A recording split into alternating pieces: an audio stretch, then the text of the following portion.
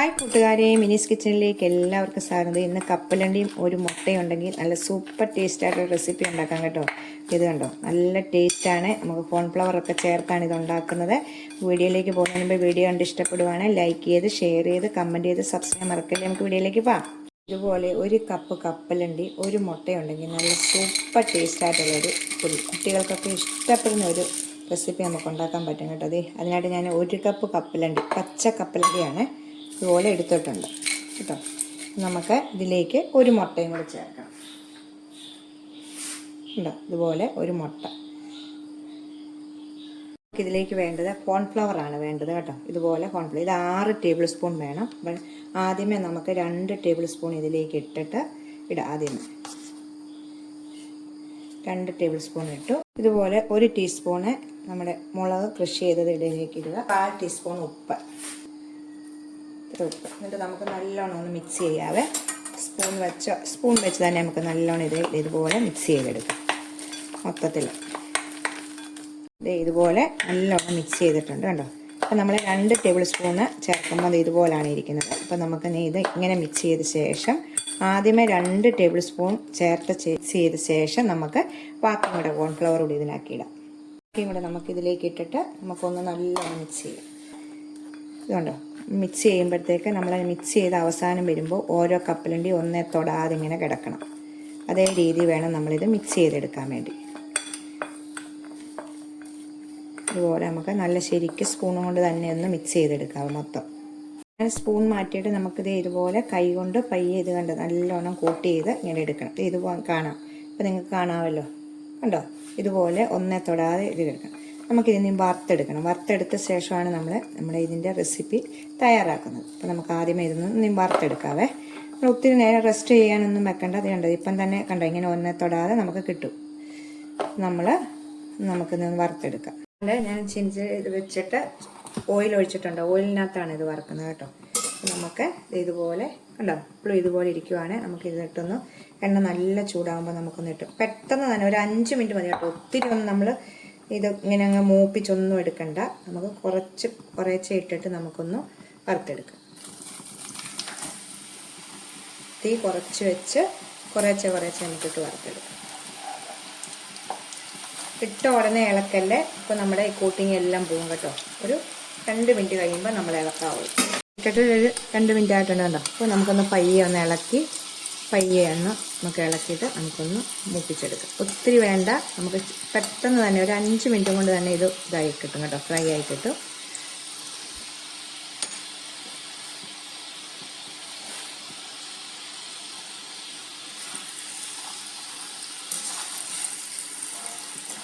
Ready ആയിട്ടുണ്ട്. നമുക്ക് ഇത് കോരിയെടുക്കാം കേട്ടോ. ഇത് ഇത്രയേ ഉള്ളൂ കണ്ടോ.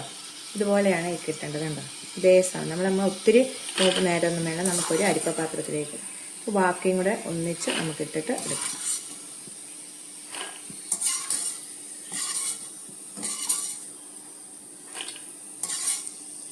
ബാക്കിയും കൂടി ഇതുപോലെ ഇട്ട് ഫ്രൈ ചെയ്തെടുക്കാം. ബാക്കിയും ഞാൻ ഇട്ടിട്ടുണ്ട്. നമുക്ക് 1 മിനിറ്റ് കഴിഞ്ഞിട്ട് ഇളക്കാവുള്ളൂ. ഉടനെ തന്നെ ഇളക്കല് കേട്ടോ. കോട്ടിങ് എല്ലാം പോവും. നമുക്ക് 1 മിനിറ്റ് കഴിയുമ്പോഴത്തേക്കൊന്ന് പയ്യെ ഒന്ന് ഇളക്കി കൊടുക്കാം. ഇത് പെട്ടെന്ന് തന്നെ നമുക്കൊന്ന് ഫ്രൈ ആയി കിട്ടുക. ഇപ്പോൾ ഇത് ആയിട്ടുണ്ട്. നമുക്ക് എടുക്കാം കണ്ടോ. പെട്ടെന്ന് തന്നെ നമ്മുടെ കപ്പലണ്ടി നമുക്ക് ഫ്രൈ ആയി കിട്ടും കേട്ടോ. ഇത് മൊത്തം ഒന്ന് പൊരിയും. നമ്മുടെ കപ്പലണ്ടി എല്ലാം നല്ലോണം കിട്ടിയിട്ടുണ്ട് കണ്ടോ. നീ നമുക്ക് ഇത് ഇങ്ങനെ വേണം തിന്നാം. നല്ല ടേസ്റ്റാണ് കേട്ടോ. നമുക്ക് ഇത് നല്ല മധുരത്തിലാണ് ഇത് ഞാൻ എടുക്കുന്നത്.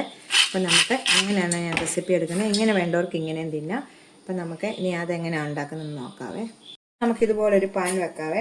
ഇതിലേക്ക് 1 ടീസ്പൂണ് നെയ്യോ ഓയിലോ എന്ത് വേണേലും ഒഴിക്കാം കേട്ടോ. ഞാൻ നെയ്യാണ് ഒഴിച്ചേക്കുന്നത്. ഒന്ന് ചൂടാകട്ടെ. നമുക്ക് നെയ്യിലേക്ക് ഒരു 75 ഗ്രാം ശർക്കരയാണ് ചേർത്തേക്കുന്നത്. ഇതിലേക്ക് ഒരു 1/4 കപ്പ് വെള്ളം കൂടെ ചേർത്ത് ഇതൊന്ന് പാനിയാക്കാതെ നമ്മൾ ഈ കപ്പലണ്ടി നല്ല സ്വീറ്റായിട്ടാണ് ഉണ്ടാക്കുന്നത് കേട്ടോ. ഇതൊന്ന് പാനിയാട്ടെ.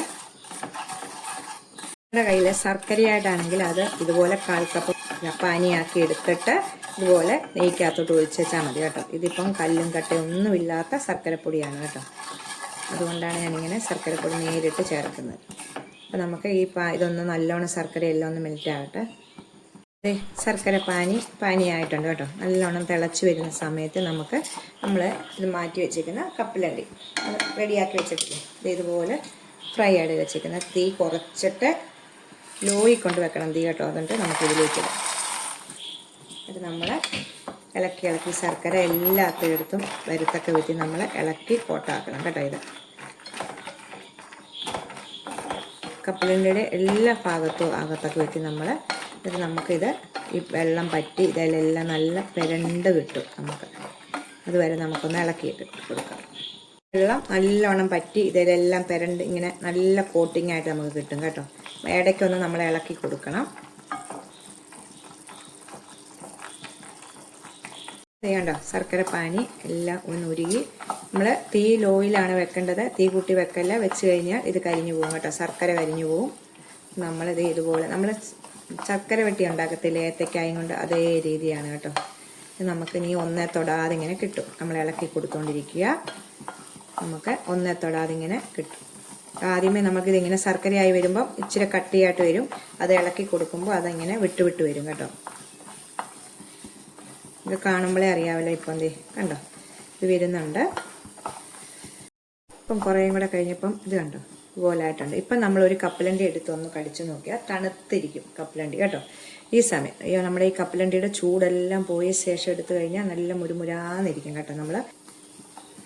ഇപ്പം നല്ല സോഫ്റ്റായിട്ടാണ് ഇരിക്കുന്നത്. ഇതിപ്പം കുറച്ചുകൂടെ സ്വല്പം ഒരു 5 മിനിറ്റ് കൂടെ കഴിയുമ്പോൾ നമുക്കിത് വാങ്ങാവേ. അപ്പം തീ സമയം എല്ലാം ലോയിലാണ് വെക്കേണ്ടത്. തീരെ കുറച്ച് വെക്കണം, കരിഞ്ഞു പോകാതെ. ശർക്കര പെട്ടെന്ന് കരിയും കേട്ടോ, തീ കൂട്ടി വെക്കല്ലേ. നമ്മൾ കുറച്ച് തീ ഇട്ടിട്ടാണ് നമ്മളിത് ചെയ്തെടുക്കേണ്ടത് കേട്ടോ.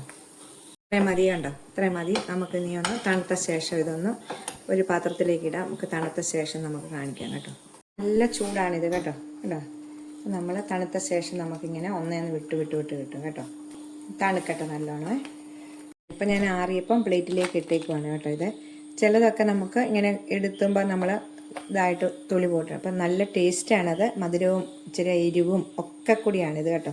നമ്മൾ ആദ്യമേ മുളക് പൊടിയൊക്കെ ഇട്ടായിരുന്നല്ലോ, അപ്പോഴത്തേക്ക് അത് നമുക്ക് നല്ല രീതിയിൽ കിട്ടിയിട്ട് നല്ല ടേസ്റ്റാണ്. ഇങ്ങനെ ശർക്കരയിൽ ഇങ്ങനെ നമുക്ക് പോകുമ്പോൾ അത് ആദ്യമേ ഇട്ട മുളകിൻ്റെ ഇതും നല്ല എരിവായിട്ട് നമുക്ക് കിട്ടിയിട്ടുണ്ട്.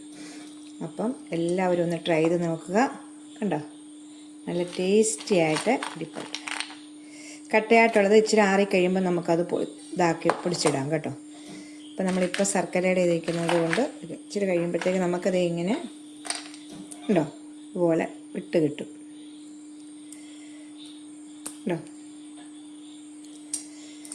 അടുത്ത വീഡിയോയിൽ കാണാൻ ടാറ്റാ.